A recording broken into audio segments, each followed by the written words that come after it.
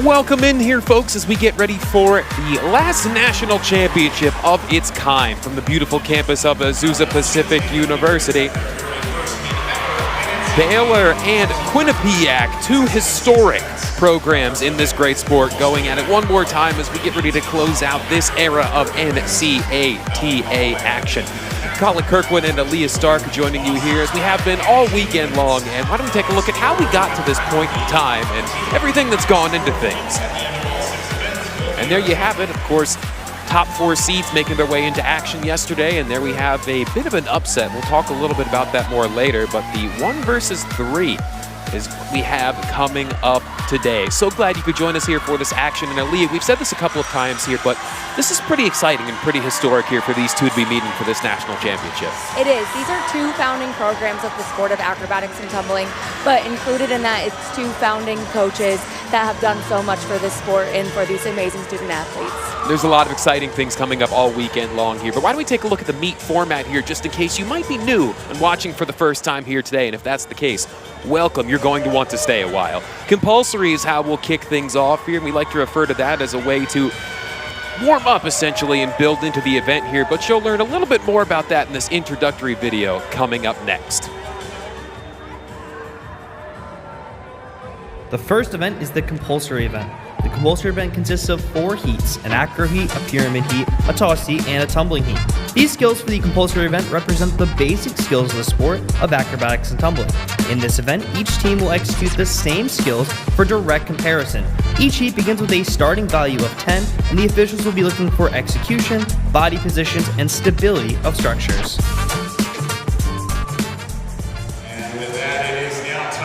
There you can see those Quinnipiac Bobcats 7-1 on this 2026 campaign and returning to the national championship for the first time in quite some time, actually. And it was something that was very exciting for this side last night. And for Quinnipiac University, we're going to see Catherine Carter, Sarah Abladian, Haley Oswald, Jillian Collin, Genesis Carson, Madison Bailey, Abby Hamilton, Ashley Dugan competing on the mat. And so far, we have a really strong start.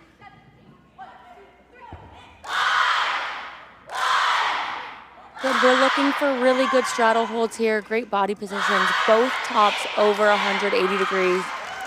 And then as we switch into that inversion, you want that fluid motion. You don't want any stalling, any extra hesitation. Very good so far.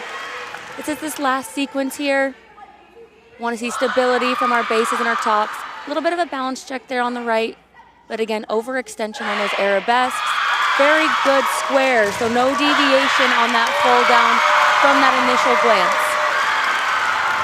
This, of course, the first time since 2018 that this Quinnipiac side finds themselves competing for the national championship on the final day.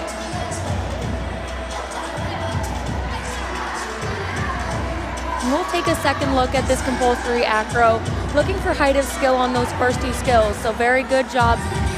We want these athletes to look the exact same. We don't want their body positions to be any different from one another. We want to make sure that the bases are in a full extended body position all the way through, so no bent elbows, no flaring of the rib cage. You want to see them really pushing tall through their shoulders. We don't see any additional balancing there. Very strong, good timing. And then you see the overextension of those straddle holds. You're going to see a lot of straddles throughout this entire competition. That's definitely what we're looking for. Good extension. And overall, I think Quinnipiac can be really happy with that start. It can be the most nerve-wracking event, compulsory acro. It really sets the standard for the rest of the meet.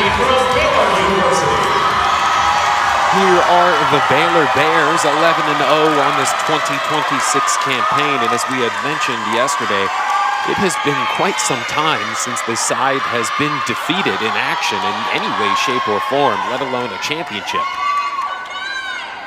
So we're going to see Emily Bott, Meredith Wells, Kenzie Schillab, Levy McDonald, Peyton Washington, Mo Arthur, Josie Sutter, and Deani Branch on the floor. Very good height so far on those toe pitches.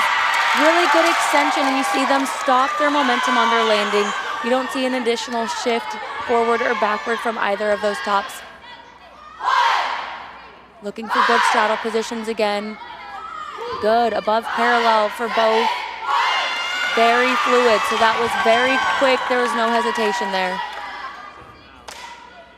Good, again, we don't want any balancing for them tops through their fingers or their toes. No shifting. Then you want these to be solid. We saw a little bit of a balance check with Quinnipiac. Very good. Good overextended arabesques. We want to see the square here. And good cradle positions there. Great extension, and that Baylor sideline's really happy with that compulsory acro. And one thing you'll notice about the side here in Baylor, there is quite the quiet confidence present with them, and of course rightfully so. We were talking briefly before this started here, but the last time this side was defeated in general was March 6th, 2021, just to put things into perspective on the run that these folks have been on to this point in time. Of course, they've been building something that many refer to as a dynasty. They have won 10 national championships in a row now under the head of Felicia Mulkey. And I think what really goes into Baylor is they look for clean execution, but they're always pushing the standard of the sport. So they're always trying to innovate, but compulsory acro, really strong. You see those extended lines, very good from both teams. But now we're gonna see compulsory pyramid with Quinnipiac University. We'll see Genesis Carson, Sarah Abladian, Haley Oswald, Abby Hamilton, Ashley Dugan, Gabriella Pierce, Catherine Coker, Madison Bradley, Hannah Freund, Allie Murray, Tiffany Smith, Liberty Zamudio, and we want to see a very continuous entry here. So this top is going to twist 180 degrees. Once they finish that 180 degrees, we don't want to see any extra balancing. Very good. Good body positions.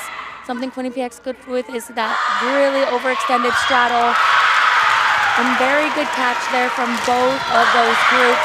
A little bit on the left side of the top being in a unbalanced position when she landed. What I mean by that is one base is just slightly higher than the other. These officials are going to be seeing everything head on from the middle. They're sitting at the front of the mat. So as they watch things, their angle's going to be a little different than the live stream. Their angle's going to be different than the angle that I have that I'm viewing from. Little bit of timing there. Really strong though, finishing that entry, and really strong straddle holds as I stated before. Want to see rise of hips, want to see height of skill. And again, just a little bit of those hips being unsquare in that catch. But this is a 10.0 start value, so all of those execution deductions that the officials catch will be subtracted from that 10.0. That is that final score that you will see come out at the end of this event. Returning to action is Baylor. We'll see Michaela Vasquez, Mo Arthur, Gigi Rendino, Becca Moore, Kenzie Schillab, Tennyson Levy, Gabby Kaminsky, Meredith Wells, Levy McDonald, Deani Branch, Josie Sutter, and Cassie Karnbach on the floor for the Bears. For the past 2 days, a 9-8 and a 9-7 yesterday for this side here. Very strong here. You see their mid-level positions are a little bit different than Quinnipiac. That's just a stylistic choice between the two teams. Some teams will hold their straddle holds with their arms together. Others will have their arms apart. That does not matter where the arm placement is. It's whether the base is fully extended. So extended through their elbows, extended through their shoulders, and then really tight through their core and their rib cage.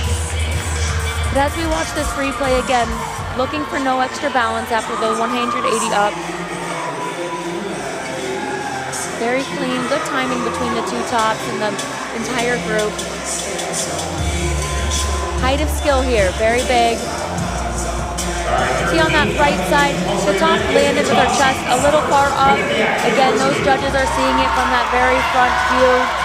There's 5 officials watching these athletes on the floor, so more eyes than the traditional regular season of a 3-judge panel.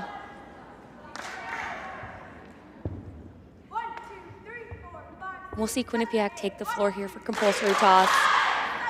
Really looking for a dynamic toss. Want to see height of skill. Want to see the kid tops continue to rise, come through in a really extended body position. And there we saw Genesis Carson, Tiffany Smith, Allie Murray, Hallie Oswald, Madison Bradley, Emily St. Ange, Sarah Abladian, Gabriella Pierce, Abby Hamilton, Liberty Zamudio, and very clean compulsory toss from Quinnipiac. We'll take another look at this one again and see if anything stands out, perhaps maybe the second time around. Then we want to see a really big extension. So the tops, riding that toss all the way to the top as high as they can, tight tucks, really good extended body positions as they pull through, a tiny, tiny bit of movement on both of those catches.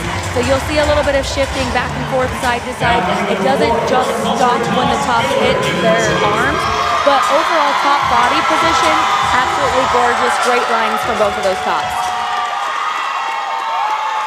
The answer now from the Baylor Bears. We'll see Emily Bott, Meredith Wells, Levy McDonald, Tennyson Leby, Becca Moore, Peyton Washington, Deani Branch, Mo Arthur, Kenzie Schilleb, Josie Sutter. And again, looking for those same things, dynamic, height, good extension, and really good absorption on that catch.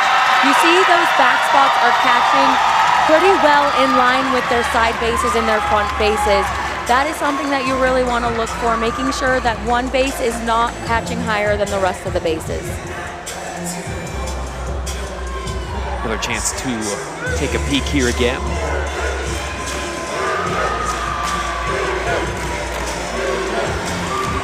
Up and through, and a solid landing. All you could ask for and then some. And again, looking for this height. Really good establishment of the extended position. Both teams doing a fantastic job of those straight legs, pointed toes. Those are form breaks that can happen throughout the meet. You don't want to give away those little points, those little deductions. So great job on both sides so far.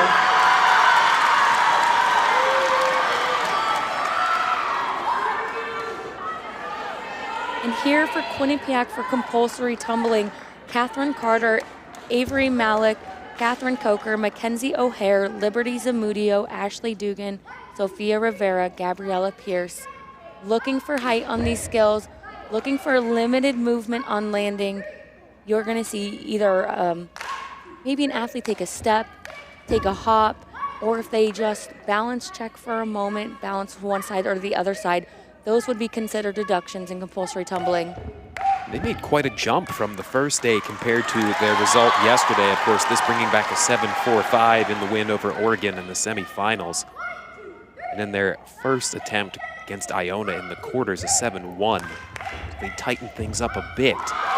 Yeah, I think a big difference between day one and day two was that synchronization piece, especially on the very end of that compulsory tumbling.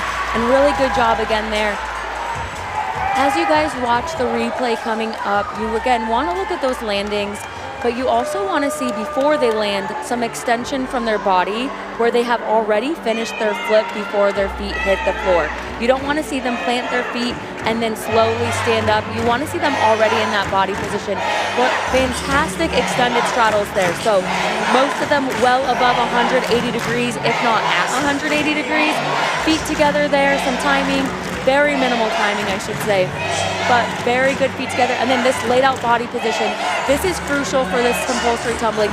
They want to look the same, so they might look different, and that might cause a little bit of a deduction, but everybody looking very good. Some body checks there at the end, some extra movement. Compulsory tumbling is one of the hardest sequences, having all 8 out there, and to get them to stick to those very dynamic skills, it's hard. Really good job by Quinnipiac. Up next is Baylor at the end of the first event in this one. Also a team that made a sizable jump in this area compared to day one to day two, an 8-0-7-5 in the win over Duquesne in those quarters, and then moving things up a bit against Fairmont State in the semis for an 8-2-7-5. And sometimes compulsory tumbling comes with a little bit of extra jitters and extra power. So almost having that fatigue on day two is nice in compulsory tumbling, because you're not as excited to go out there. Your body isn't as fresh, so it slows down your power a little bit and gives you the ability to stick those landings. But we're going to see Aaliyah Adams-Mayfield, Peyton Washington, Sarah Kerr, Gabby Kaminsky, Gianna Cameron, Emily Bott, Nova Schmidt, Lexi Lannon on the floor for the Bears. So far, very good extension on the front end of the skill, something I did not talk about earlier. Really setting with their arms up and their chest up before going into that tucked body position. Let's look for feet together, some knees bent there, a little bit of a bobble on that left side, but overall, really good extension on the way up into the tuck, something that's gonna stand out right now. Wanna see a big lift, maintenance on that tight, hollow body position. Definitely some movement on those landings. Very well done.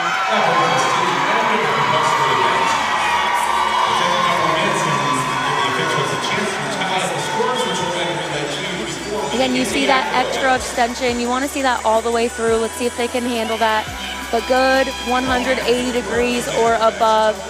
Again, some balance checks on those landings on the left side, but very well stuck on the right side. Again, some feet apart, some knees bent. Again, these are hard skills to absolutely master and to compete very well every single time. There are the defending national champions. Stick around, more coming up on ESPN+. The second event is the Acro event. This marks the beginning of the optional portion of the meet. Each team will compete with skills previously chosen with different possible start values. There will be between 2 and 4 athletes in a group on the floor in each of the 3 heats. Heat 1 has 5 elements, Heat 2 has 6 elements, and Heat 3 has 7 elements. The start value is determined by the difficulty and combination of each skill. In addition, each position must be held for 3 seconds. This event demonstrates power, strength, and balance. The first batch of scores are in for the compulsory event. On the Acro heat, Quinnipiac 9.425, Baylor 9.450. On the pyramid heat, Quinnipiac 9.675, Baylor 9.750. On the toss heat, Quinnipiac 9.600, Baylor 9.825. On the tumbling heat, Quinnipiac 8.075, Baylor 7.950. Our total scores for the compulsory event, Quinnipiac 36.775, Baylor 36.975.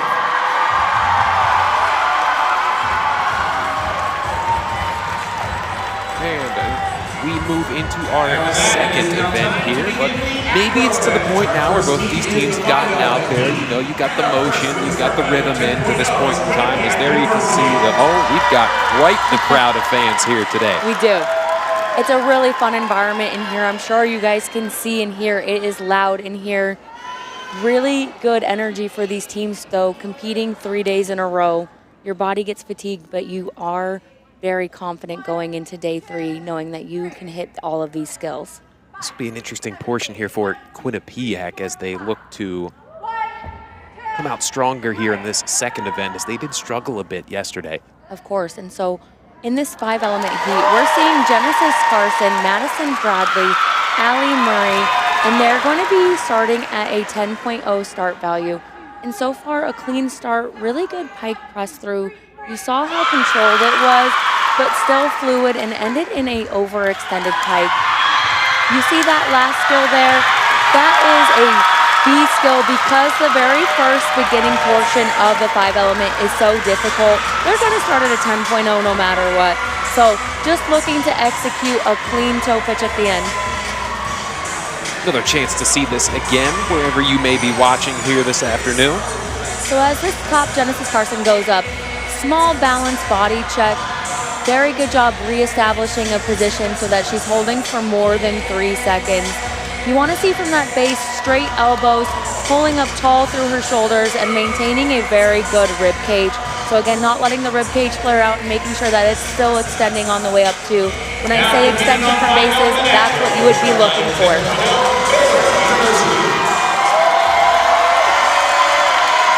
Welcome back to the Baylor Bears as they kick off their event number 2. And you can see in the background there, and you'll see that throughout the entirety, that is what these 2 teams are duking it out for. That's the national championship trophy with the best seat in the house. So we're going to see 45 Mo Arthur and 32 Michaela Vasquez. And these two competed a different 5-element sequence on day 1. Day 2, they made a change and made an adjustment just based off of the official scoring and knowing that they needed to come out and be the most confident they could be. And what a really impressive sequence and a really clean sequence all the way through. Now, when it comes to making a change like that, especially in the mind of the athletes that have worked so hard on initially what you've been rolling out all year long, what do you think maybe runs through their mind when they find out they're going to make a shift like that, perhaps? So coaches are always preparing their athletes that at the end of the day, the coach's strategy is going to be putting on the mat what's going to be best for the entire team. And so when you sign on to these programs, you know what your coach's strategy is. You know what they're looking for. Really good extended handstand there. And for them, they are competing a less difficult sequence, but still starting at a 10.0 start value. So not letting pride get in the way of doing a harder sequence, instead making sure that they get the highest execution that they can get. And very well done.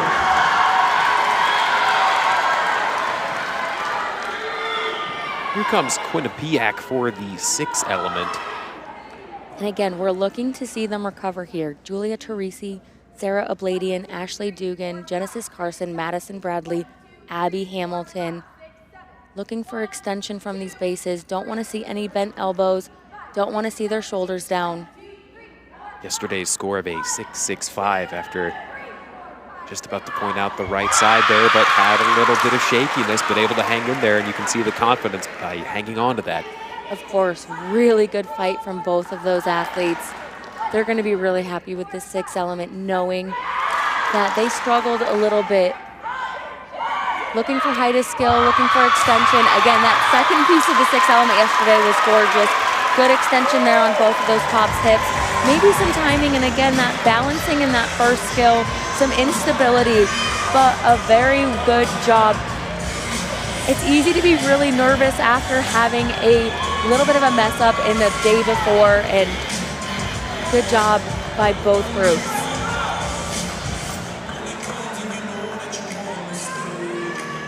And I'm sure that's going to be stellar in the mind there on the right side to be able to overcome that maybe bit of a roadblock, if you will, from yesterday and to come out on the right side of things here today. Of course, and what they know too is it's not over for them. So looking at this balancing, just some of those elbows bent, but good fight, trying to establish that 3-hold body position.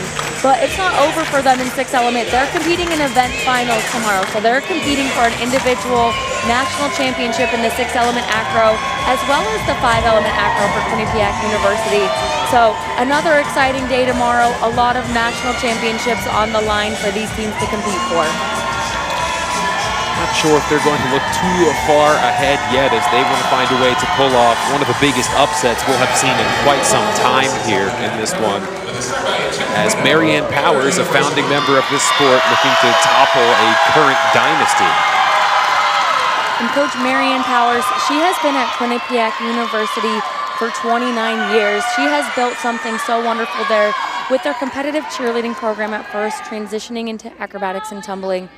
But as we see Baylor take the floor, we're going to see a 10.0 start value. Meredith Wells, Emily Bott, Sophia Criado, Ellie Leneve, Levy McDonald, Peyton Washington, Maddie Jensen. Great extension from your bases. That's what you want to see there. And then you see when they pop their top off from the top, the bases finish and again overextend their arms, push tall through their shoulders, and leave their arms extended as their tops come down and then absorb. Really good job. Good. So hand balancing is normal in this sport. Hand balancing is an okay thing. It's when it's instability that it becomes a deduction. But that was a really strong 6 element, and they know it. Not a lot of fighting, not a lot of instability. Really good top and base body positions. We have 2 officials watching the top, 2 officials watching the bases. A lot of eyes looking for those little deductions on both ends. See that extension there? That's what you really want to see, those straight arms before the top comes down and hits the ground.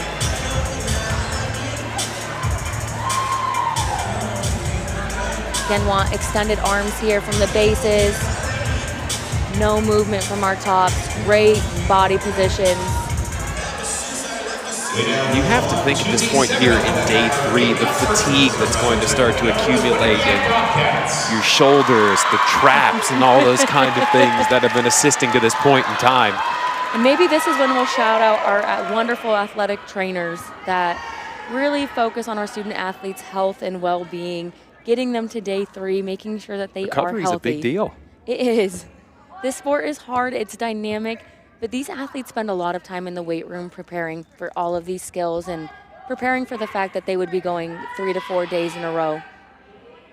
It's every athlete's dream to compete in the national championship. So by day 3, the momentum takes over. You're going to fight through whatever it is because you've made it to this big stage. Of course. So for Quinnipiac University, we're seeing Amy Gordon, Mackenzie O'Hare, Emily St. Ange on the floor. 10.0 start value, a straddle press to handstand. Very well executed, very fluid there. We're seeing 2 bases underneath. That's just for added stability, so it would take away from the skills letter value a little bit, still able to start at a 10.0. And that 7 element has been great this past 2 days, very well executed.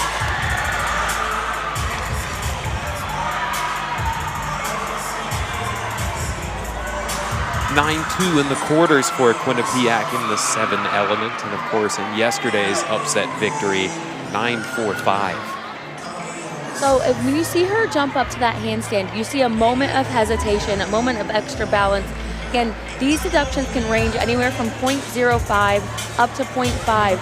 So it really is the judge's discretion on how big the deduction is. So not each deduction is just a flat deduction. There is a range for things. So when we're looking at those heat summaries as coaches at the end, that's really what you're evaluating and seeing. But very good press handstand, so fluid, great top body position. And really pretty knees and toes throughout the entire event.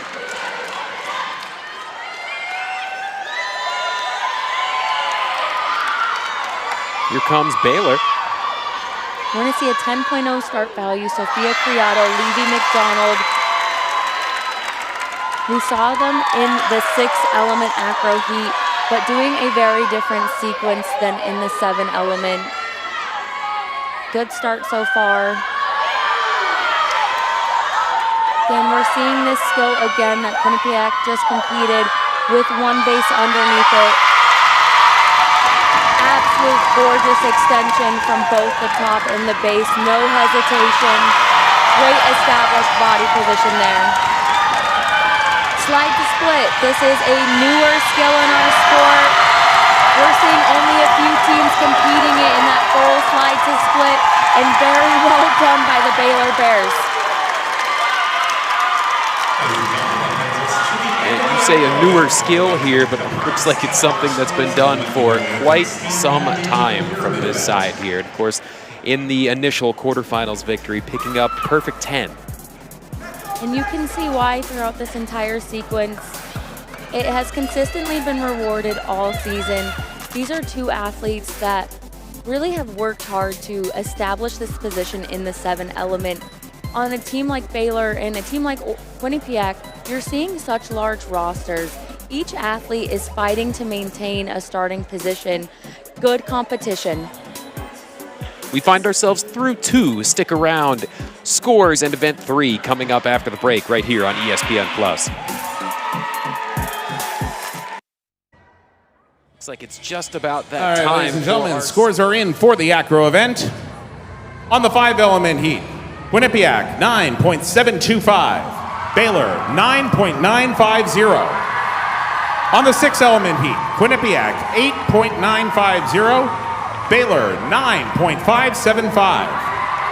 On the 7 element heat, Quinnipiac 9.750, Baylor 9.900. Total score for the Acro event, Quinnipiac 28.425, Baylor 29.425.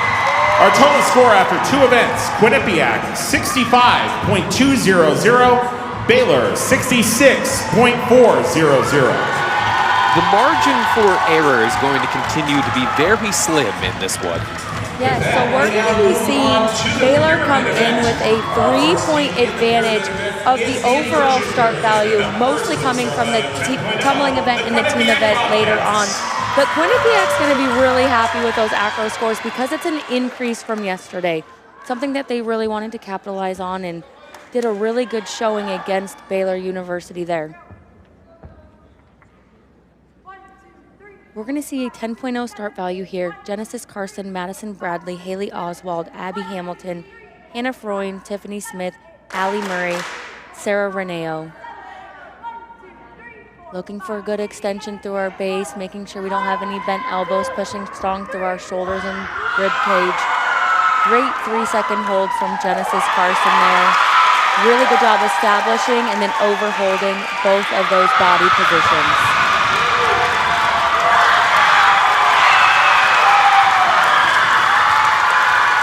There's plenty of belief over there on that side of things as they continue to push the pedal and move forward in this one. Of course, both of these teams have really excelled in the pyramid event this year, starting at all 10.0 start values, but executing really well throughout the season and hoping to do the same thing here in the national championship. But here's our replay. Again, watch that top. Genesis Carson hit a really solid 3-second hold.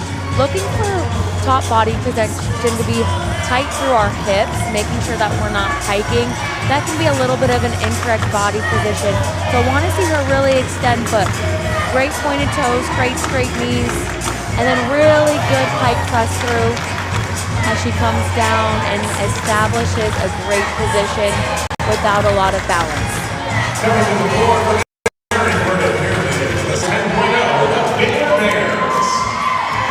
Here come the Baylor Bears. There you saw Felicia Mulkey. There she is.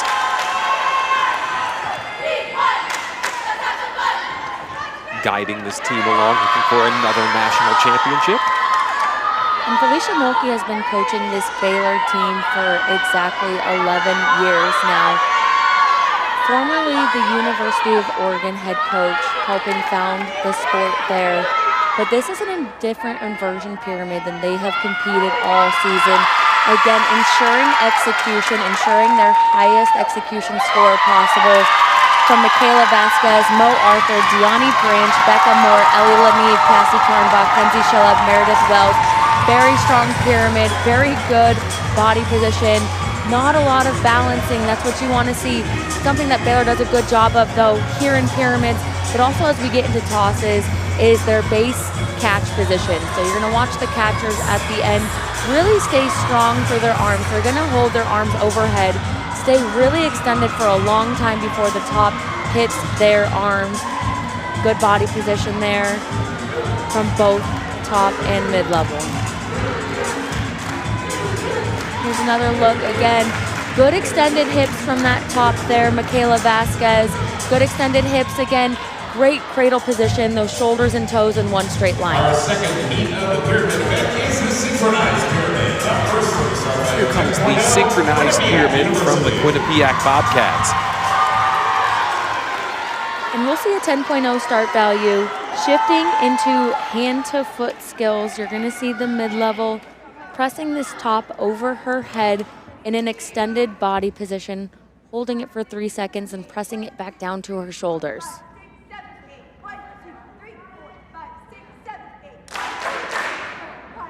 Good start so far. The little things matter on those entries and dismounts. But it's these modifiers that really are important. It's going to bring that start value up to a 10. Really good body position there in the middle, going up to that extended position. Pressing down the shoulders is actually the harder part of this sequence, typically for teams, because it takes a lot of control to press them back down to shoulders and absorb the power of the tops. So you might see some balancing there, some shifting through the elbows to ensure that the top hits a good position at shoulders to go down to that dismount. We will take a second look. Again, little things on the way up, little things on the way down are going to be important. Want to see an extended body position for both mid-levels. You want that to be a really fast and continuous press up. Again, a little bit of balancing there at the end, some shifting to make sure that we get it to shoulders well.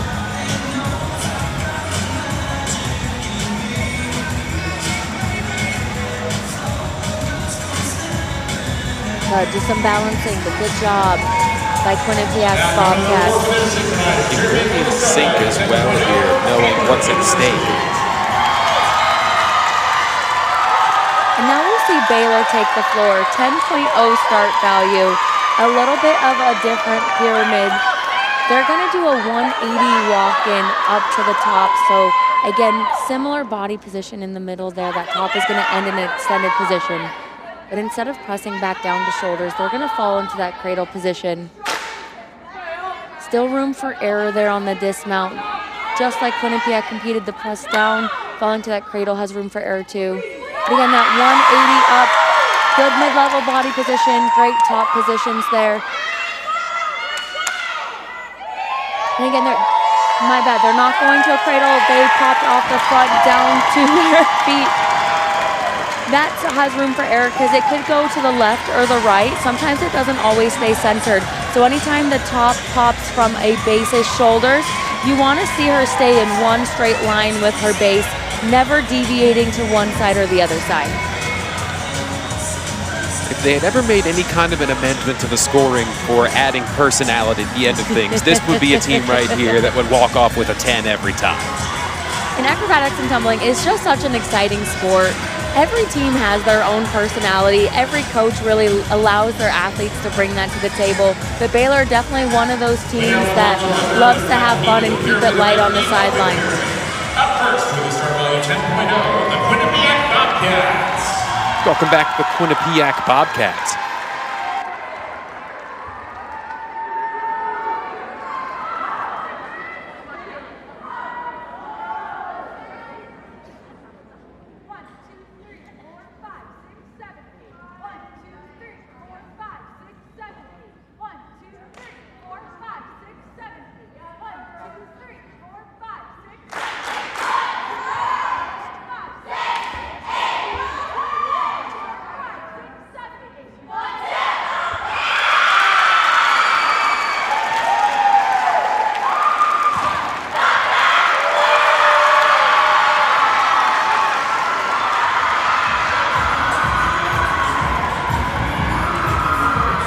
Don't forget about event finals coming up tomorrow. I get to see plenty of other teams being represented here on championship weekend as it comes to a close. Seen a lot of things on social media of those delegates from those squads making the trip here.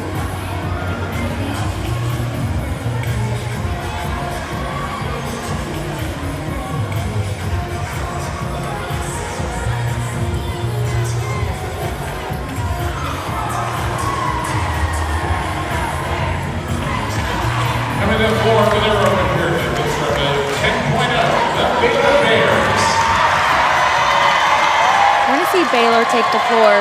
We'll see Sophia Criado, Levy McDonald, Ellie Laneve, Deani Branch, Becca Moore, Kenzie Schillab, Cassie Karnbach, Meredith Wells. We'll see a 10.0 start value from Baylor. And talking about event finals, Baylor qualified to all 15 event finals. So when I don't shout them out for their event finals that they're competing in tomorrow, they're going to be there. But we're going to see a straddle press handstand just like we saw in their 7-element acro, looking for stability and extension, looking for a good top established body position. And again, that fall to cradle, that's what I'm talking about, where there can be some room for error, making sure the bases are right in line where they need to be and the top extends fully off of that pyramid. With that many chances at individual trophies as well as playing for this big trophy, it might get to the point where they need to have an extra plane seat just for all those trophies to get them home as well at the end of things. But that's a logistics problem for another day as you see this replay here. So you want to see that 180 up be really smooth, great pyramids here. More coming up here after the break. Stick around on ESPN+. There's quite the streak for your folks on the line here to this point in time, but just thinking about that as you continue to prepare your athletes in and week out, year in and year out, what kind of things just go into preparation to continue a streak like this as it rolls on? You know, when every year I tell my team the very first meeting that this program has won X amount of championships, but this team has won none. So we start out the year the same way every year. We start with basics, and we just take it one step at a time. So while there's maybe a streak on the line that Baylor has won, this team hasn't won one yet. So for us, it's all new, and we take it like that. We don't take anything for granted. Now, looking here to the second half as you try to close in on another national championship, any changes perhaps that you're looking at making here? We didn't make any changes today. We really just want to show up. We showed up a little bit better in tumbling yesterday than we did the day before, and we did not show up in team event yesterday. So we want to be really strong in those two events for sure, and of course toss. And we'll go from there. So no changes, just the changes they better execute. And being on the sideline here, just maybe, are you taking it in a little bit more than usual here, as of course we're witnessing a change of things coming up here heading to NCAA? You know, I've had a lot of people ask me, am I emotional about this? And it's cool, it's surreal, it's an end of an era, but I'm not emotional. I'll be emotional next year. You know, it's time. It's time to move on. It's time for us to go to this next level. But it is pretty cool to see everybody and be here at APU, one of our founding schools. But Coach, thank you so much for your time as always. We appreciate it. Thank you. Stick around here, folks. More coming up at the half between Baylor and Quinnipiac on ESPN+. Welcome back here, folks, at the half of the national championship between Baylor and Quinnipiac. Colin Kirkwood here, joined by the executive director of the NCATA, Janelle Cook. And Janelle, it's just been a fantastic weekend, and of course, one we will never forget as we continue to transition forward here to NCAA. But there's a lot of opportunities on the line here for these student athletes at this level, and of course, many other levels as it continues to grow. Any chances here you want to talk about those opportunities and everything that's so great about that comes with it? Yes, that is the foundation of this sport, is the creation of new opportunities for women and opportunities that didn't exist at the NCAA level. And so what we've accomplished over 15, 16 years, and the number of institutions that we have now, 54 institutions, they're across all NCAA divisions. So whatever type of student athlete experience you want, you can find it, in the NCATA. And so I think that's really special. We're pulling gymnasts, we're pulling cheerleaders, we're pulling from all of the disciplines within those two sports, and providing this really unique, exciting experience. And of course, you know, our passion is opportunities for women to have a college experience and to pursue their academic goals as well as their athletic dreams. And so that's what this whole endeavor has been about, is those opportunities and elevating women. And we know that those opportunities lead to more success later in life. And that's our passion.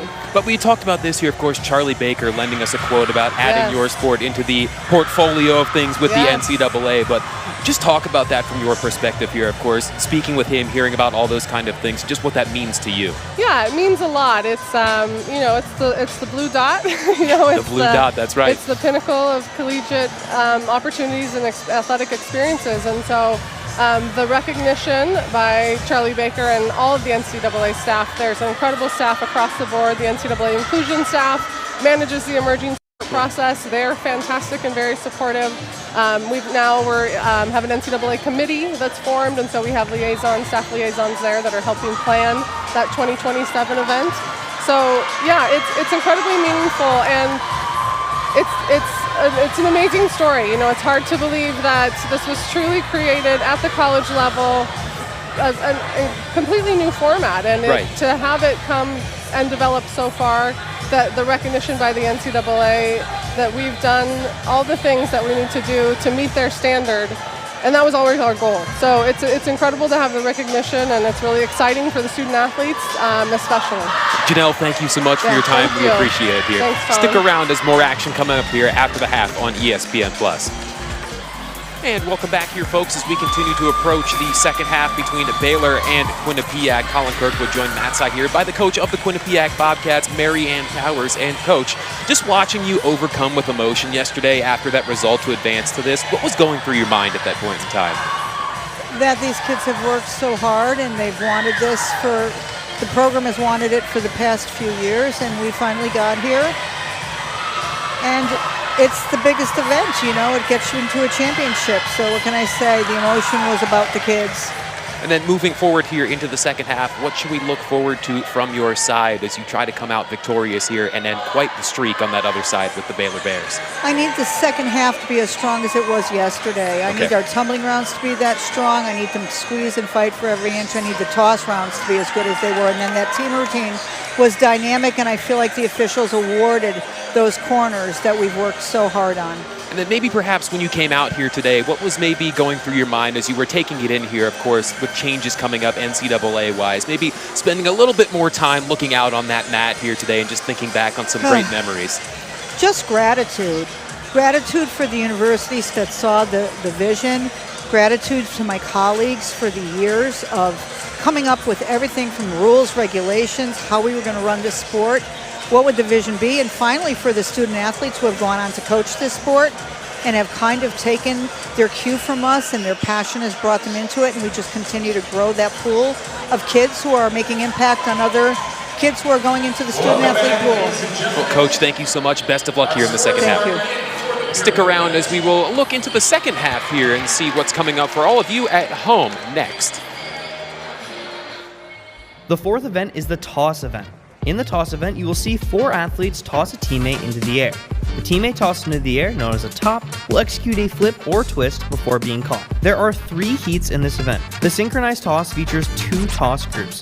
These groups should look exactly alike and be in sync. The start value of the toss depends on the skills that the top executes in the air. Officials will be looking for height, the top's body position, and tight catches by the bases. Apologies for the admin, folks. Now the scores are in for the pyramid event. On the inverted pyramid for Quinnipiac, 9.825. Baylor, 9.825. On the synchronized pyramid, Quinnipiac, 9.850. Baylor, 9.950. On the open pyramid, Quinnipiac, 9.975. Baylor, 9.775. Total score for the pyramid event, Quinnipiac, 29.650. Baylor, 29.550. Our total score after 3 events, Quinnipiac, 94.850. Baylor, 95.950. You think they believe over there? What a swing there. So Quinnipiac is going to take away the pyramid event. Really good job. Again, we talked about them wanting to capitalize on those. Been a really good season for them within the pyramid event. And again, where you are going in with that 3-point start value deficit by the end of the meet, you want to get all of those execution deductions and all of those heat wins that you can get. It's that razor thin margin you can see there towards the bottom of your screen. And we knew this was going to be a close one.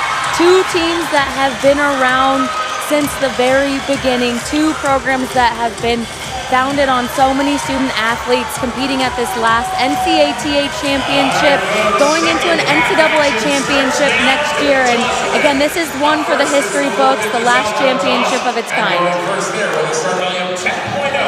Quinnipiac University. Welcome back to the floor, the Quinnipiac Bobcats, as we are a go here for the second half. For Quinnipiac, we're going to see a 10.0 start value. Catherine Coker, Sarah Abladian, Gabriella Pierce, Abby Hamilton, Liberty Cermudio, and all 3 tosses have qualified to event finals tomorrow. A very strong event for them on day 1. And again, a strong toss from Catherine Coker. They have been excelling in this toss all season long. That's what they wanted.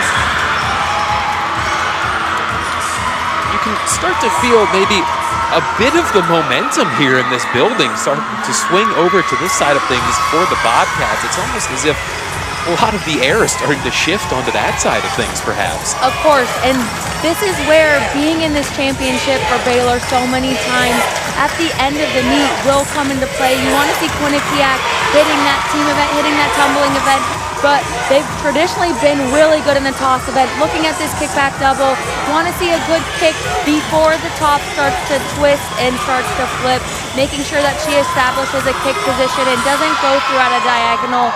Want to see extended hips on that catch and cradle position.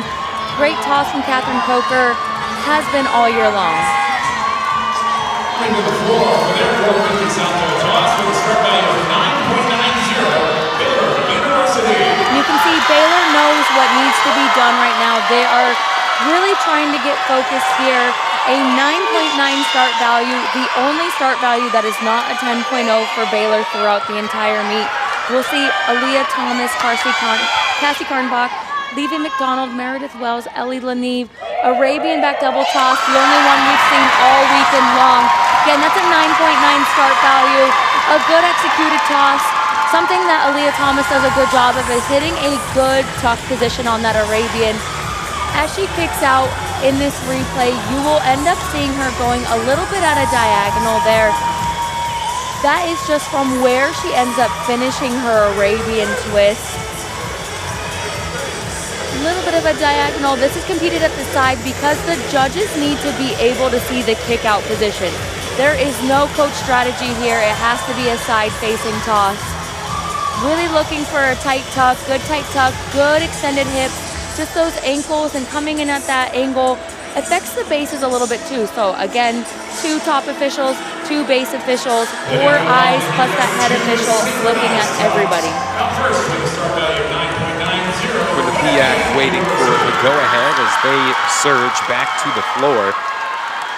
Quinnipiac's ready. They are excited. 9.9 start value, back double tosses.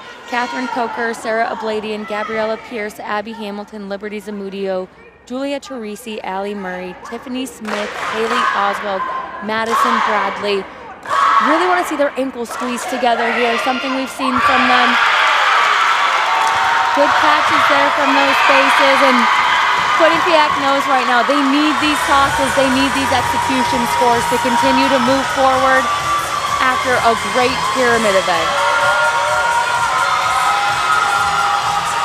Do you think perhaps maybe you could put it into better words than I could? If you take a look here, and of course we saw those scores come in earlier, and quite frankly, it's not often that you see another side come out, victorious, if you will, in that kind of element when going up against this Baylor side. Maybe if you could describe that a little bit more, maybe talk about the kind of rarity, if you will, of those kind of things happening.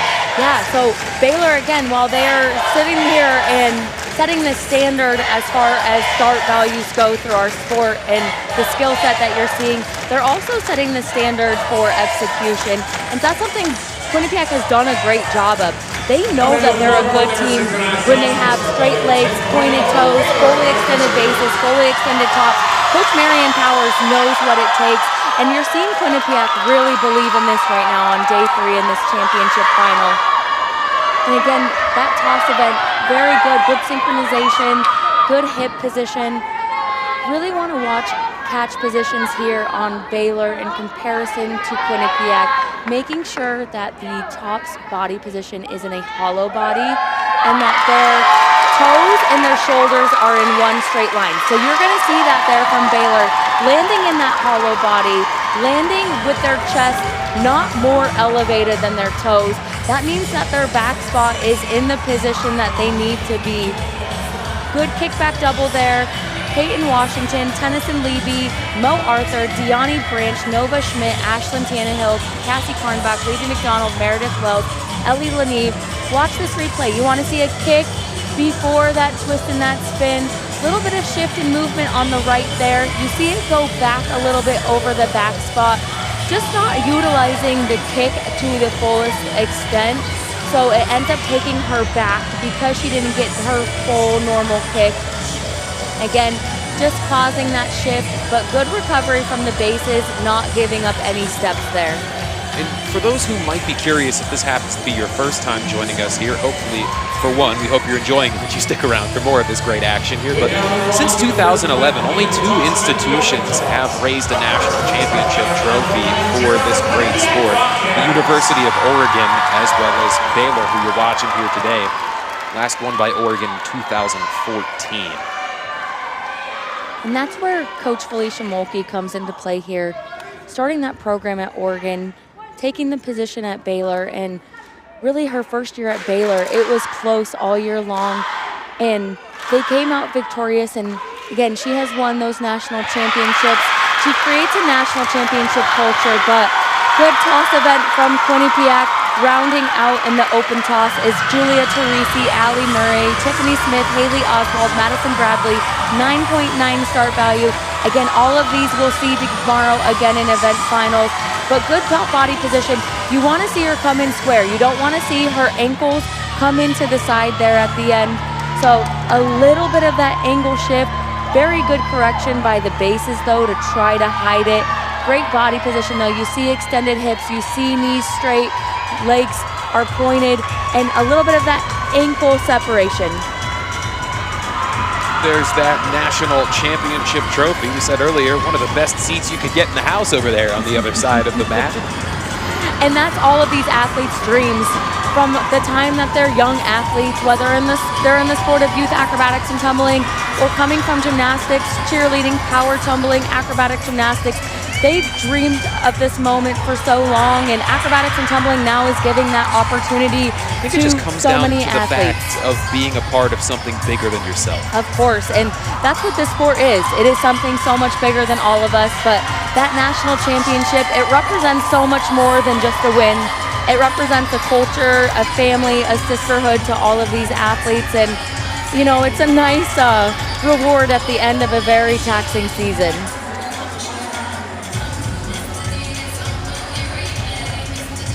Looking around there and just trying to keep those competitors where they need to be before they're given the go-ahead on the Baylor side. And so we're Couple of going to see Quinnipiac fans there. We've seen a lot of great signage this week. I'll tell you what, they had a sign-making station out there before you make your way into the arena. Some are coming with their own prepared ones, but some made out there as well. But a lot of creativity on display from this great crowd all weekend.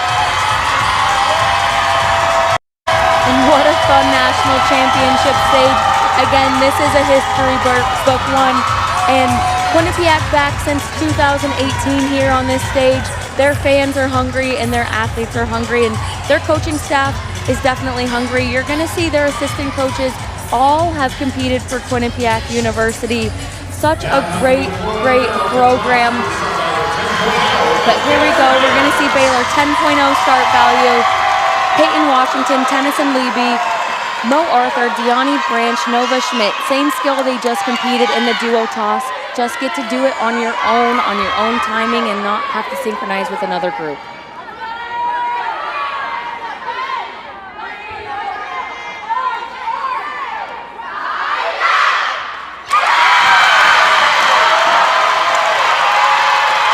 Seems to have brought them back to life over here on this Baylor side. Things did get a bit quiet for that squad, but it looks like that put the pep right back in their step. Peyton Washington is a standout athlete for this Baylor program. She has been NCATA Division I Athlete of the Week 5 times. And as you watch this replay, what Peyton Washington does such a good job of, she does a great kick position. She has a great twist body position, but she finishes her 720 twist before being caught by her bases. It's not happening at the end. She has full extension there. Great toss. Let's not forget the Division I Athlete of the Year in 2025 for NCATA. More action coming up on ESPN+. The fifth event is the tumbling event. This event has 6 heats. The first 3 are synchronized group tumbling passes, a duo, trio, and quad tumbling pass. The last 3 are individual tumbling passes. The start value of each heat are determined by the difficulty and combination of skills in each heat. Officials will be looking for body position, continuity of skills, and technique in each skill.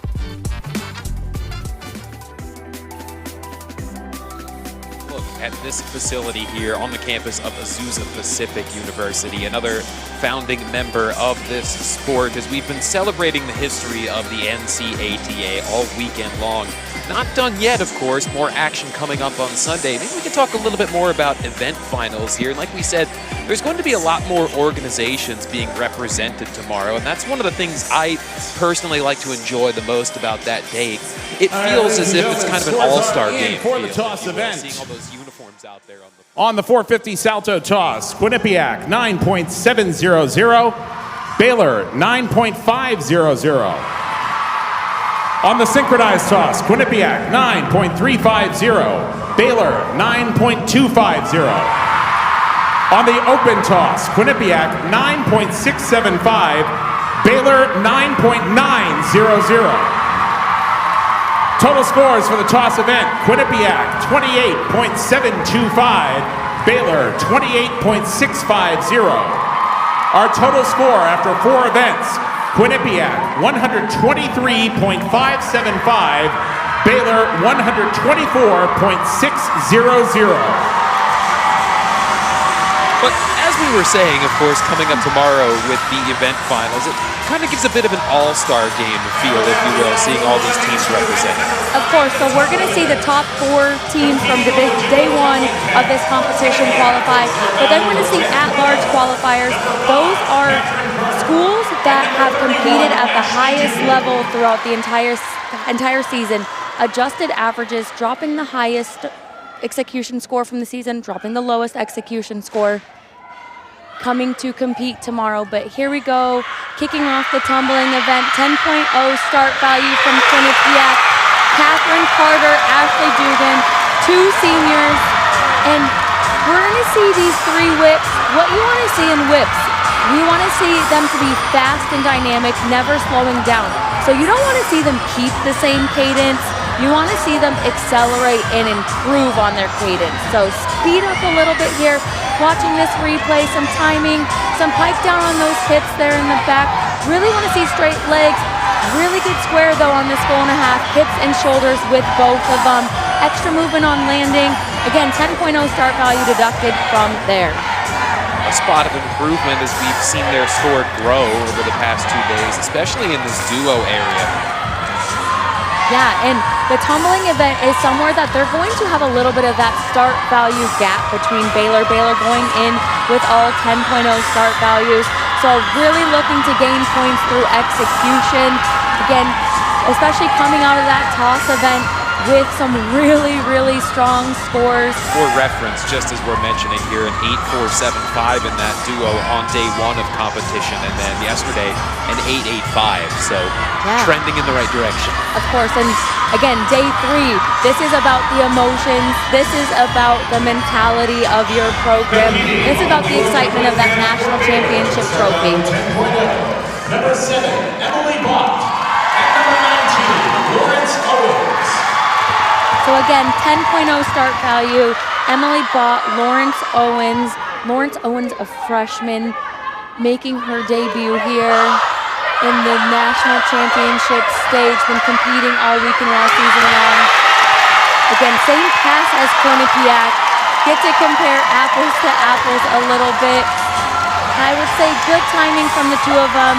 We will end up seeing a replay, and when we see it, look for the extension on the hips on the second half of the skill.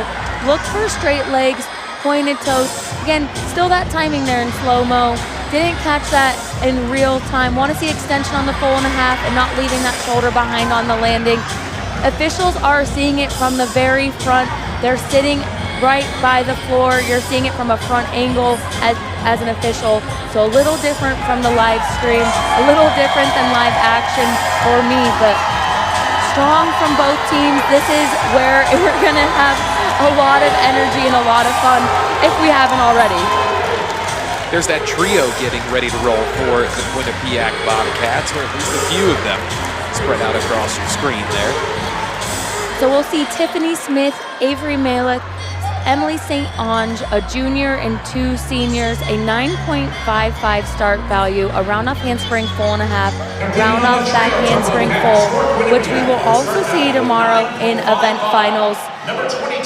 And for that pass, that at-large qualifier is actually Azusa Pacific University.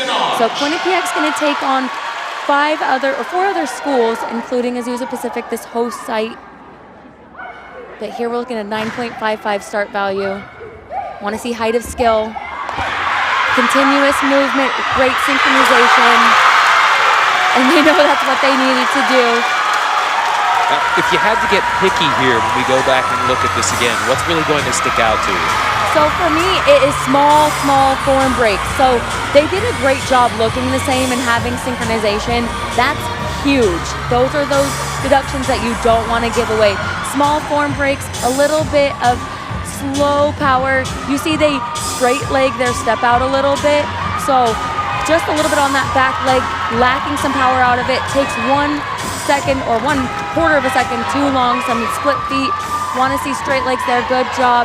But really good full position, really good landing. You see their chest is up, their hips are nice and tight. They're not piking down onto that pass. And I will say that was really strong and probably their best showing all of this tournament.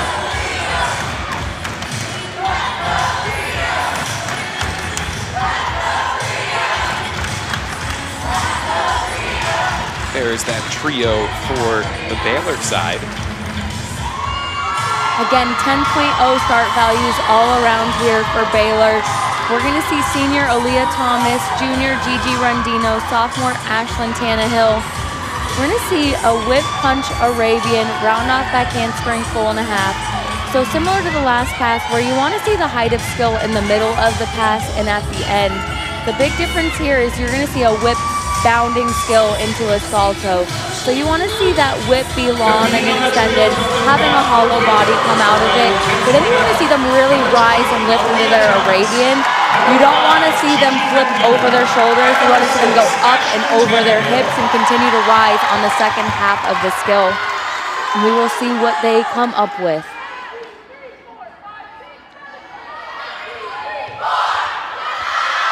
Good timing so far. Good continuity. Again, form breaks. That's all I'm seeing there. Very well done together as a whole. This is giving the feel of a good old-fashioned country western shootout right now between these two. And we know this one is going to be fun. But we'll take a look at the replay. Again, want to see height of skill out of this Arabian or this whip. Want to see it go up. Very continuous, so definitely gained acceleration.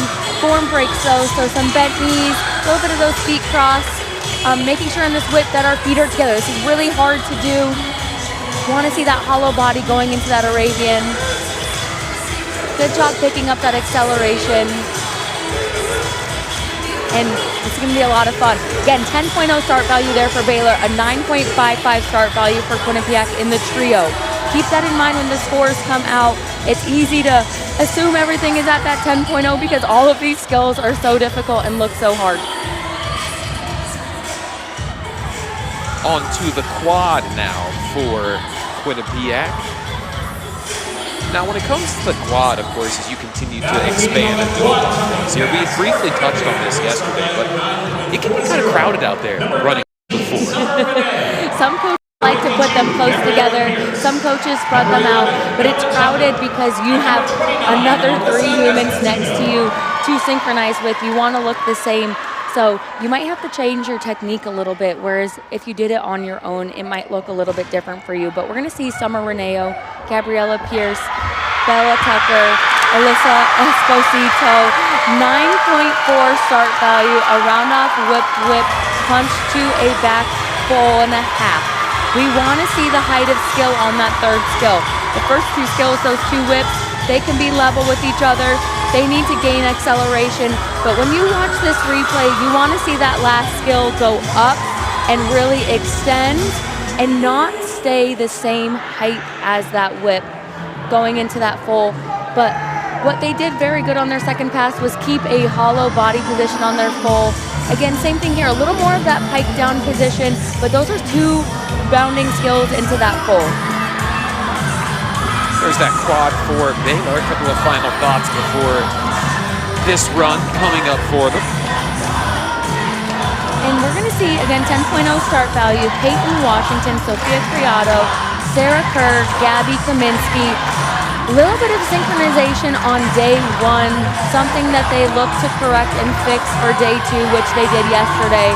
So want to make sure that we see that consistency from Baylor and from these 4 athletes as we go into a tight meet.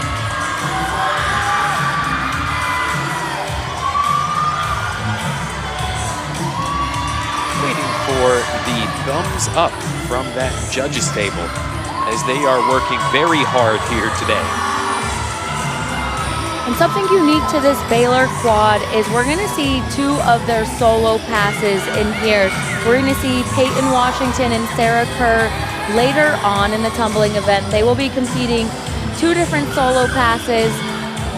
But what speaks to these 2 programs is the depth of their athletes, the depth of their roster, the ability to really hit those start values, make sure that you have multiple athletes that can complete these passes so that you can synchronize high start value passes together in these synchronized passes. 10.0 is a little bit easier in those individual passes. And number 3, Gabby Kaminsky.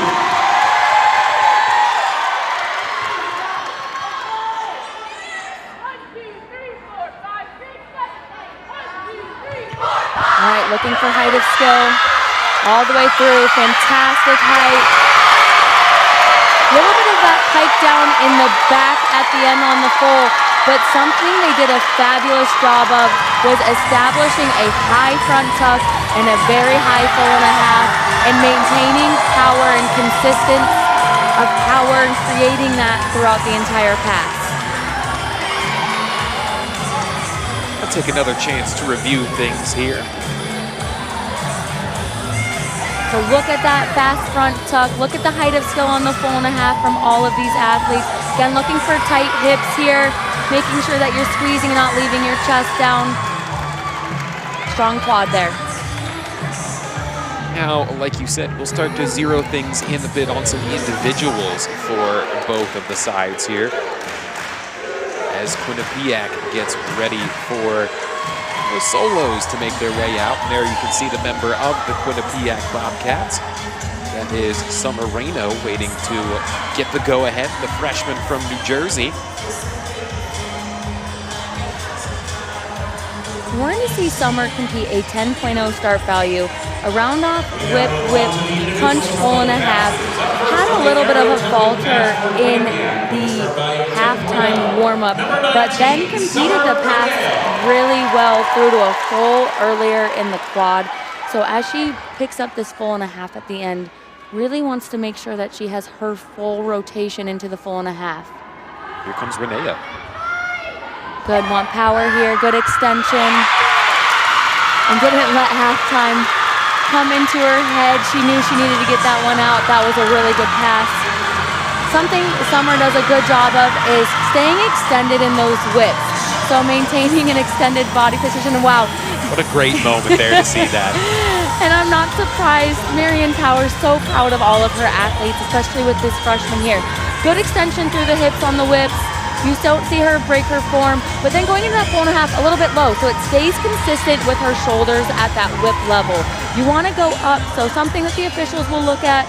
You want to make sure it goes up, and then some of those feet cross, but the officials are not getting replay, so they're seeing it in real time. They're seeing it from that front mat.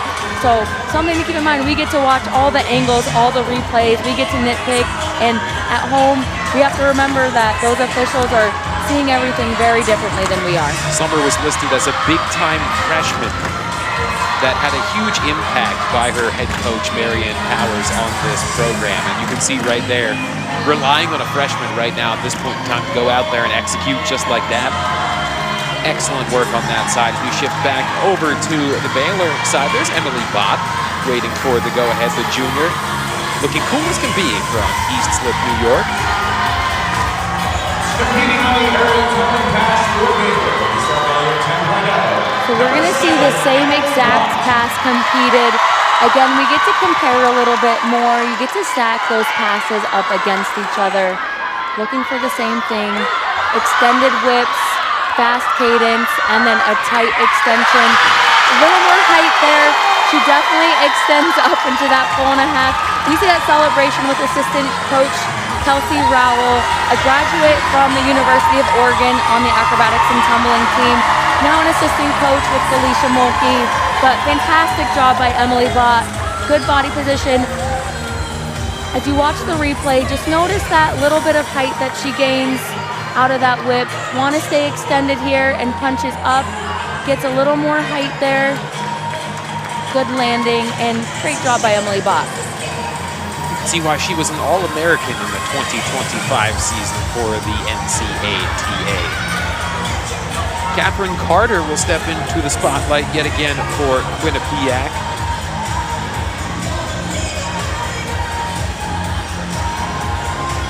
So you can see Baylor coaching staff taking it all in and thinking a bit more here maybe about what needs to come as we head towards the end of this national championship. But Catherine Carter, there she is, number 5, the senior. Was already very impactful early on in this one, but the senior from Dover, New Hampshire, has a lot of swagger there getting ready to go. She's always such a fun athlete to watch on the floor. A very dynamic tumbler. We're going to see her same pass that she competed in the duo pass. 10.0 start value, 3 whips through to a full and a half with a back handspring in between. Want to see her create power all the way through. And something Catherine Carter has done a fantastic job of throughout her career is having very clean lines. So when you watch her full and a half there at the end, her feet are glued together, her legs are very extended, her hips are nice and square, and she lands really well on top of herself. Again, want to see fast cadence. You don't want to see her slow down. Make sure that she really extends back in that back handspring. You see her extend out of that full and a half with her arms up, her shoulders square. Fantastic pass. She's going to be really happy with that one.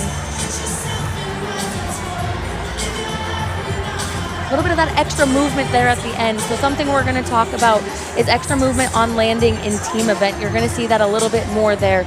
Officials are really honing in on the landing of these tumbling passes. So when athletes land, they want to be fully stacked up from their shoulders down to their feet, having their hips nice and square. So you don't want to see a break at the hips. But something else you don't want to see is extra movement. So in twisting passes, fulls and full and a half, you're allowed one declared step. But if that step has extra movement through your shoulders or your hips, you're going to get a little bit of a deduction for that extra movement on that landing, not stop. Something to keep in mind on these landings here in the tumbling and team event. If you're familiar with this sport, Peyton Washington. Fantastic height so far.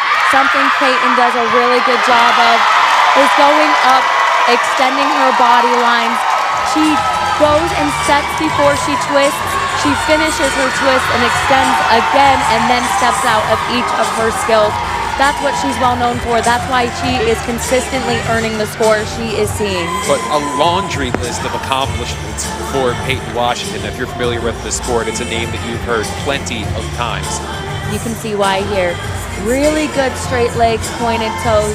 A little bit of a form break yesterday. I think she did a good job really recovering on video replay.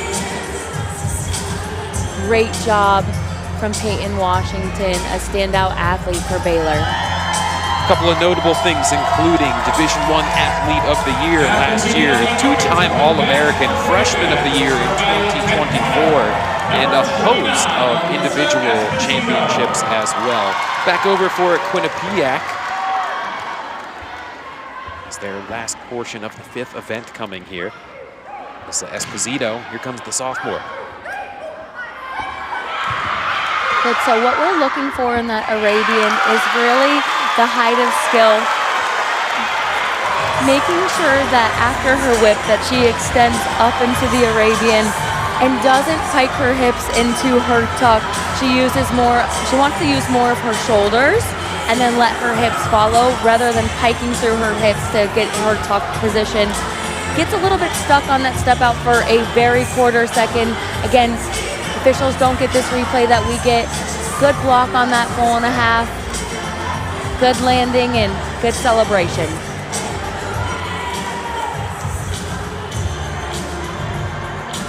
Another great chance, one of the best views you can get right here, so close to the action.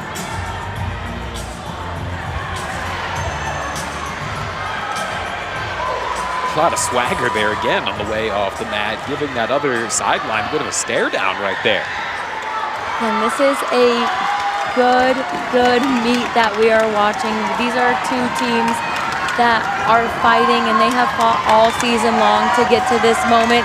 There's Sarah Kerr getting ready, the sophomore from Scottsdale, Arizona. She will close up shop for Baylor here in the 5th event. And they saw Sarah Kerr really step up as a freshman last year in the tumbling event. She made an immediate impact when they went to win their head national championship last year and has maintained this position. And because of her lines that she has, again, we want to see height of skill on all 3 saltos. You want to see the front tuck go up, really fast acceleration. Wow, great landing. Again, no extra movement on that landing. Really good job landing straight up and down.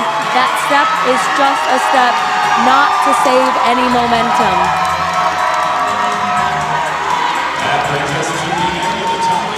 Looking for height here. Want it to go up so fast. She tumbles extremely fast out of these skills.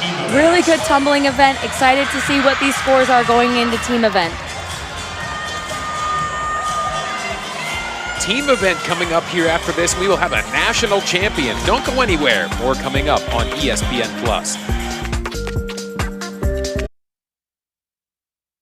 The sixth event is the team event. This event encompasses everything you just watched in the first 5 events. The team event features up to 24 athletes on the floor at one time, performing skills in acro, toss, pyramid, and tumbling in a routine set to music. Key items for officials to evaluate include synchronization of skills, stability of the structures, body position, and technique of the tumbling. This is a very fast-paced event, so be sure to keep your eyes on the mat. All right, ladies and gentlemen, the scores are in for the tumbling event.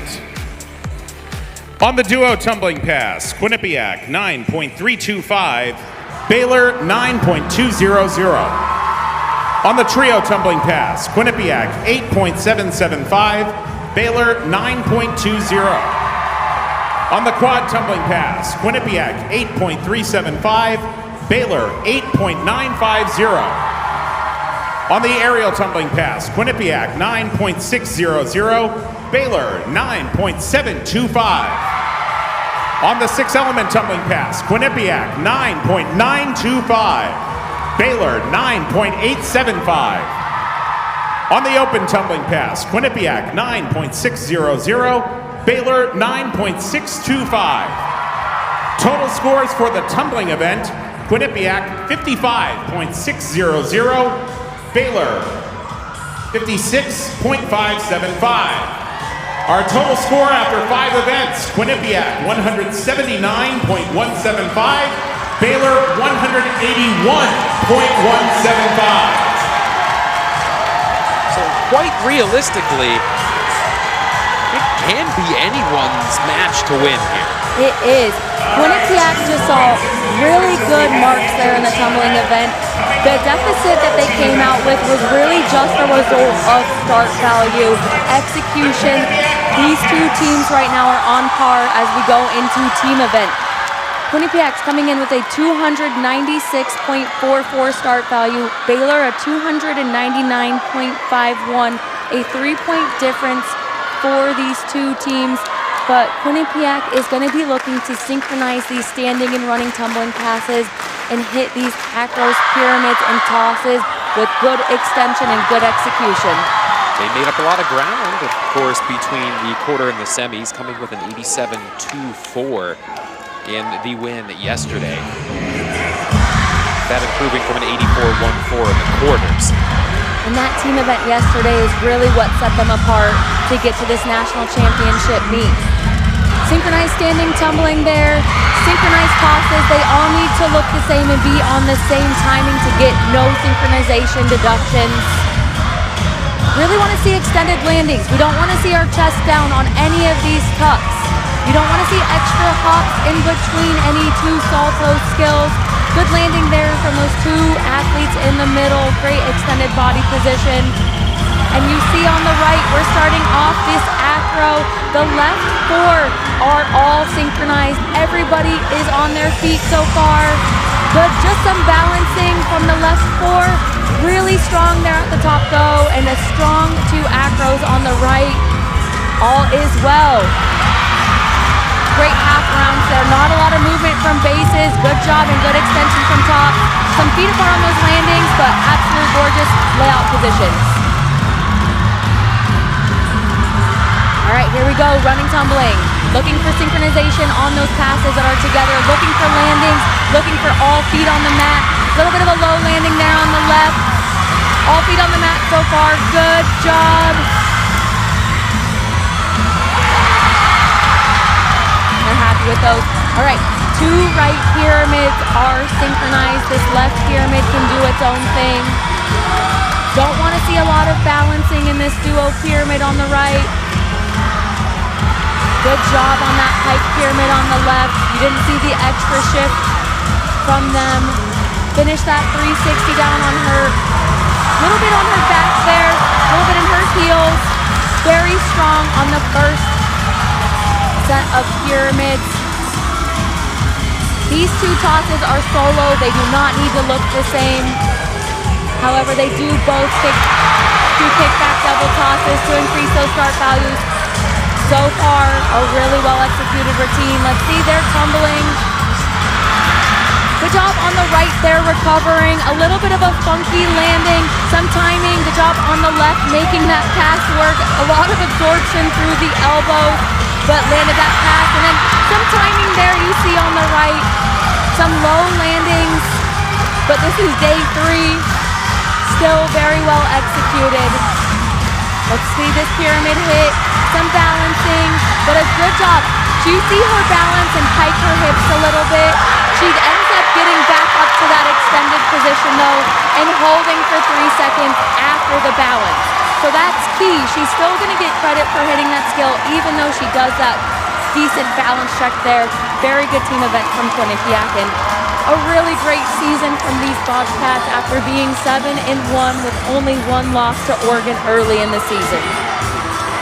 And remember to stick around on Sunday. We'll have the event finals tomorrow at 10 a.m. A lot of big-time emotion over there for that Quinnipiac side. Like we said, they've made a lot of strides in this team event from the quarterfinals to now. They have. Again, yesterday it really set them apart. So again, standing tumbling, you want to see those landings be up. You see some lack of extension on those tosses on the bases and the tops. This is team event, so their groups might be a little bit different and you're definitely more fatigued. Really want to see landings here, making sure that their chest is up and you don't have extra movement in between the two skills. So that landing, I said, that was really good because it was. Again, synchronized acros need to look the same. Well, just in your mind here from what we've seen to this point in time, did anything really stick out to you as something that you might want to circle, you know, maybe with a highlight that's going to be like the defining moment in this that could have been an error perhaps? I think for me, it is hitting a team event. On the emotions that you have right now and knowing what's at stake and knowing all the different things that, you know, you need to do and you need to execute. There's so many moments that you can give away points, and something Coach Marianne Powers said to her team yesterday was, take back 2/10 for yourself from the meet before, and I'm sure she said that again today. So that knee slide to split, really good acro there, but I think a hit team event, that's the defining moment for them. After that, you allow the judges to do their thing with those execution scores. Saw some tumbling landings a little bit low. We're gonna see Baylor come through with that 299.51 start value. So throughout the meet, I talked about the start value difference. Baylor's coming in with a 3.07 advantage in start values. And then after the tumbling event, they had that 2.575 lead, again, as a result of start values. So Quinnipiac needed that execution of that team routine that we just saw, and a really good job. All the pressure is on Baylor now at this point. Now let's look at the performances from Baylor in the meantime of how they've gotten themselves in the past 2 meets to this team event. We'll start, of course, with the quarterfinals and that win over Duquesne. But we look here coming in with that 109.61 as their start value, and they brought home a 92.86 in that first team event. And then we take a look at what occurred yesterday for them, bringing back an 86.06. So Yeah. maybe if you could zero in a little bit more on that, what maybe might have went into that. Of course. We've seen a lot of action here this week, but the best that we can. Of course. So Baylor saw some tumbling form breaks, and they saw one pass really just land really funky on standing tumbling. And I saw her in halftime really perfect that standing full and really work on it in her spot, and then going to her next running tumbling pass. So 2 moments that were just a little bit funky in their running tumbling, and then just some synchronization errors and some form breaks in tumbling. For fans, there are 21 standing tumbling passes, 21 running tumbling passes. 12 of each need to be synchronized. So 21 plus 21, that's 42 passes that are going to be seen by these officials. They're splitting up the mat, they're choreographing who's cheating what. So you have a lot of eyes on your tumbling, and that's where a lot of our deductions are gonna come from. You just saw Quinnipiac do a really good job in acros, pyramids, and tosses. Those aren't gonna be the major deductions for them. Same with Baylor. If they're gonna hit those acros, pyramids, and tosses, That's going to be awesome. But what really comes down to with these two teams is the execution of their tumbling and making sure that they are timed on. It all comes down to this.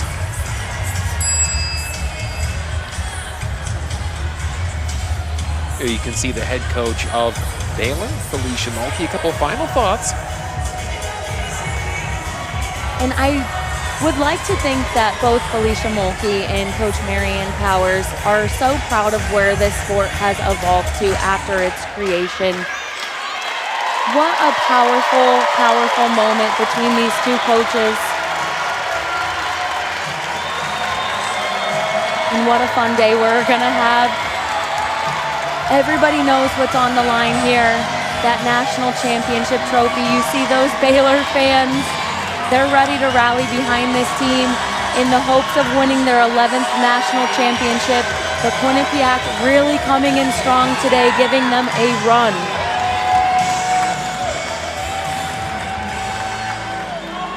There's that Baylor squad waiting for their last performance of this championship weekend. As a team looking to close out on a high note, perhaps, and continue this long streak of success for this program.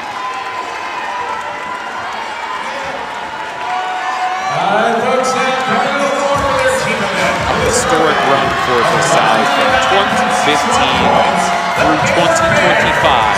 National champions every year, looking for one more in the last of its kind.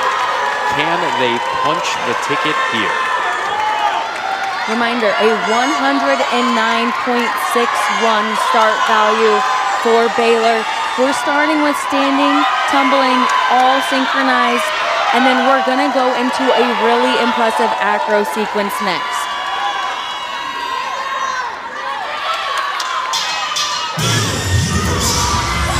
Looking for timing here.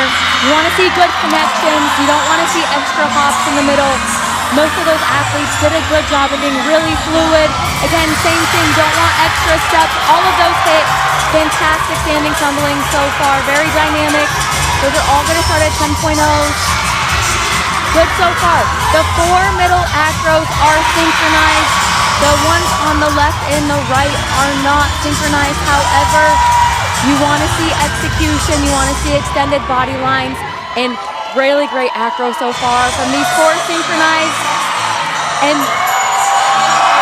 such an impressive acro sequence here. Such a hard start value. All holding well over 3 seconds and then establishing a fantastic straddle hold position. Again, some balance is normal. That's what we saw from them. So far, all feet are on the mat. Some form breaks. We're seeing some tight sounds on those landings, but everything has hit. All feet are on the mat so far. 3 synchronized tosses need to look the same. Good extension from those bases. You did not see them drop their arms early. Again, small things that we don't always see. Good extension. Middle 2 pyramids are synchronized. The right and the left do not need to look the same. However, they're all doing the same sequence. Good fight there. Want to see those finish. A little bit of timing on those middle 2 at the very, very end, but the rest of the way through, good timing from all athletes. 2 individual tosses do not need to look the same. Great extension from both of those tops. All right, all feet on the mat is what we're looking for. So far, so good. Good landings, nobody stepped off. Good landings there, and that is a hit team event for Baylor. A fully finished hit team event.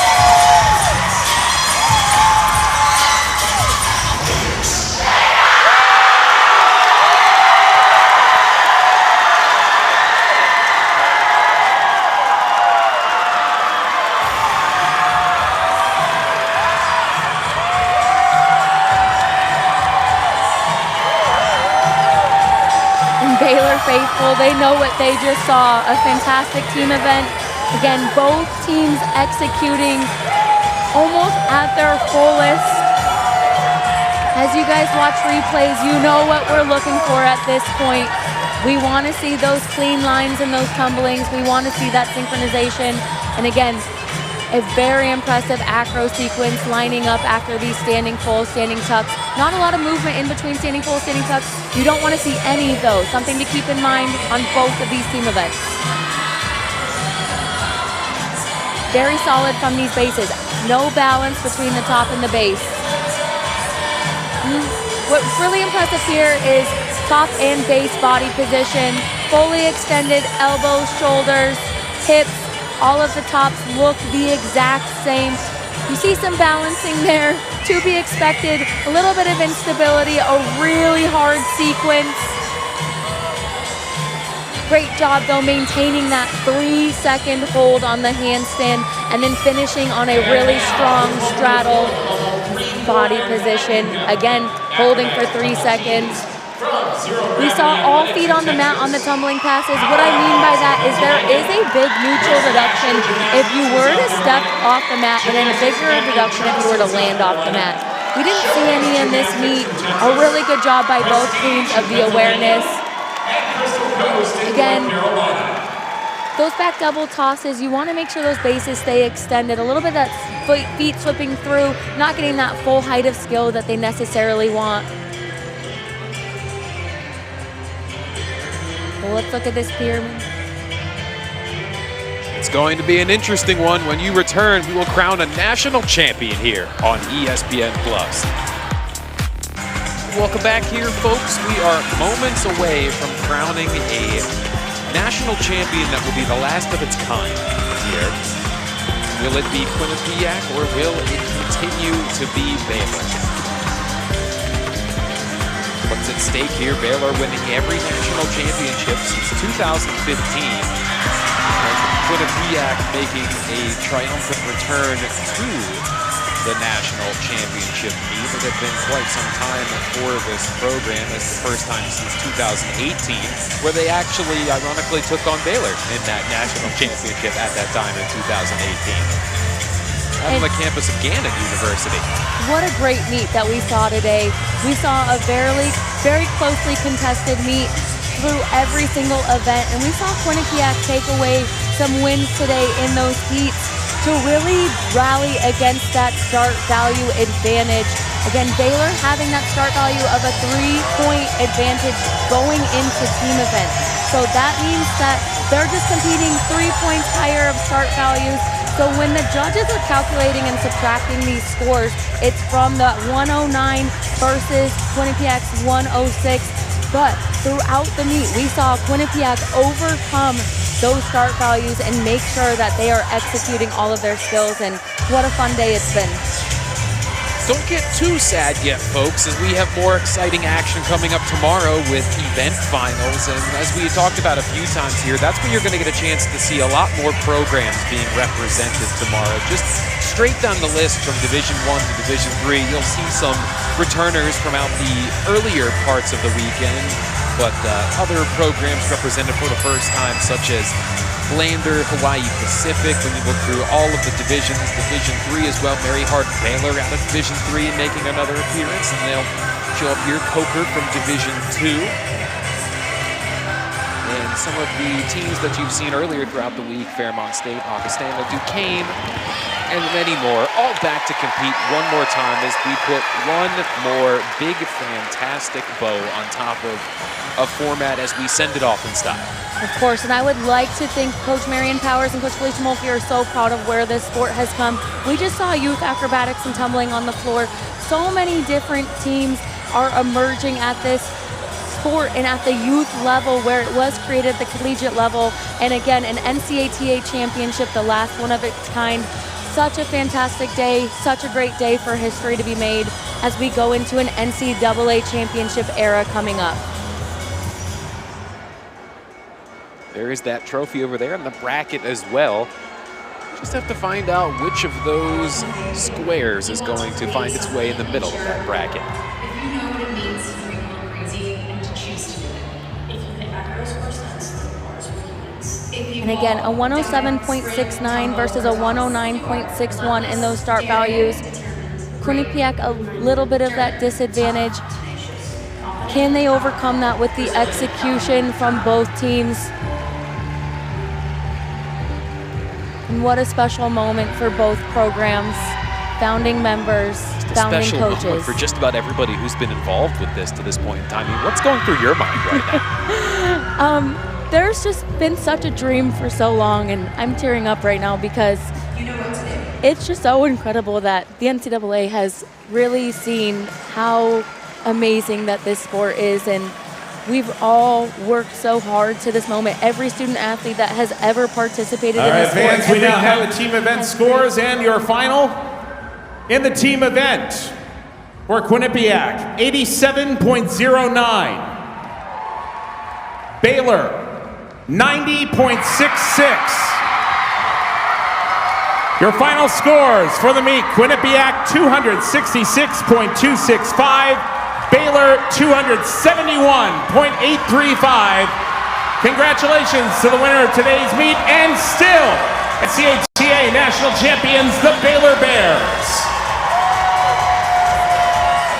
There you have it. The Baylor Bears capture another title and capture the last title of its kind, the 2026 NCATA National Champions. One last time. And again, an incredible meet, so close with those start values. We just saw it come down to the start values at the very end of the day, but well executed on both sides of the mat, and just a fantastic day all around. One of our closest national championship meets we've seen lately. There's that championship trophy. It's just about time to see it handed off to the victorious side.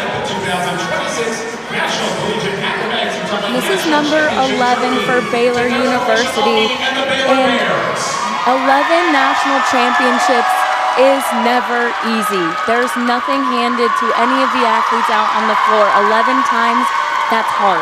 It's just so remarkable to think about how much has changed in the time frame of when this started to where we are now. Some things change, and yet some things stay the same, as this Baylor side reigning national champions yet again. Congratulations to those Baylor Bears. A lot of legacy here. Again, 11 national championships, a lot of athletes who have helped get them to this point. Thank you for joining us here today. Drive home safely. We'll see you back here tomorrow morning for the event finals. Good night, everybody. And a big, happy event comes to a close here for the national champions as they extend their reign, as things will change. Don't forget, more action coming up tomorrow, 10 a.m. Pacific, event finals right here as we finish this up. Thank you for joining us, and congratulations to the Baylor Bears, the national champions of 2026. For Aaliyah Stark, I have been Colin Kirkwood. Thank you for joining us, folks. Good night.